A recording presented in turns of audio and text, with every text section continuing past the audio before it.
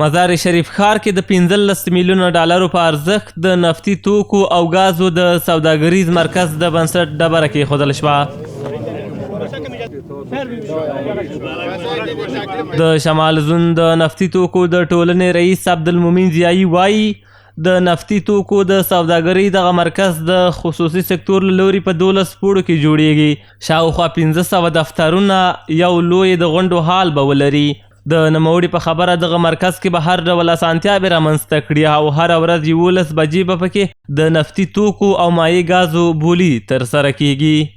466 تاجر در اینجا سهم حضور دارن. این مارکت 15 میلیون دلار سرمایه گذاری میشه. خب روزانه در اونجا تاجر صاحبا رفت آمدشان کمی مشکل بود. 80 کیلومتر راه می رفت از مزار شریف پس می آمد. برای تاجر بسیار خوب شده. ابتدای اولی ما اینجا فعلا دفعتا در یک ماه یک ماه به زودی یک سالن ما جور کردم.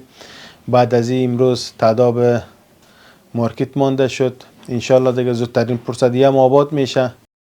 د بلخ ولایت مرکز مزار شریف ښار کې د نفتي توکو او غازو د سوداګریز مرکز د پرانستې په مهال د هیواد د سوداګرۍ او پانګونې خونې مسؤلینو وویل د امنیتي فضا ورهاخوا اسلامي امارت سوداګرو ته هر ډول اسانتیاوې برابرې کړي دي او دوی یې ستایي. دوی وایي د نفتي توکو په دغه مرکز کې به سوداګري په پوره روڼتیا مخ ته ځي او ټول سوداګر به د خپلو چارو په ترڅ کې ملت او دولت ته ځواب ویونکي اوسي.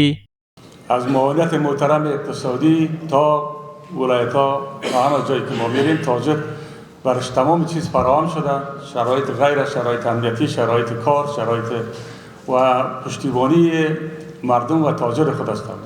ایجاد این مارکت یا مرکز تجارتی سهولت های انشالله به بار خواهد آمد که شفافیت در داد و ستد و معاملات تجارتی بین تاجران، کنترل قیم و کیفیت و پاسخگویی ملت و همچنان به نظام و امانت اسلامی خواهد بود.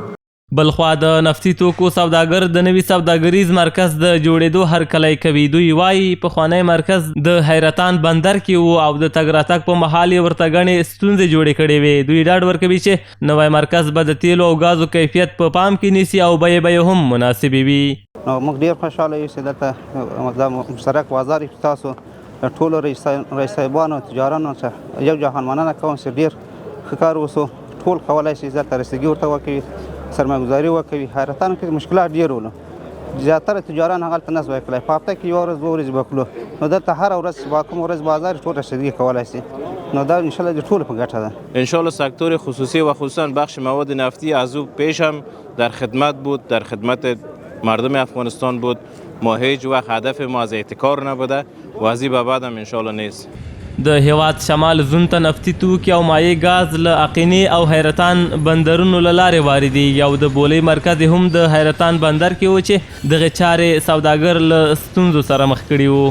د شمال زون د نفتي توکو او ګازو ټولنې د مسؤلینو په خبره د نوي مرکز رامنځته کولو موخه له دولتي ادارو سره نږدېوالی او همغږي او د لا نورې پانګونې جذب دی.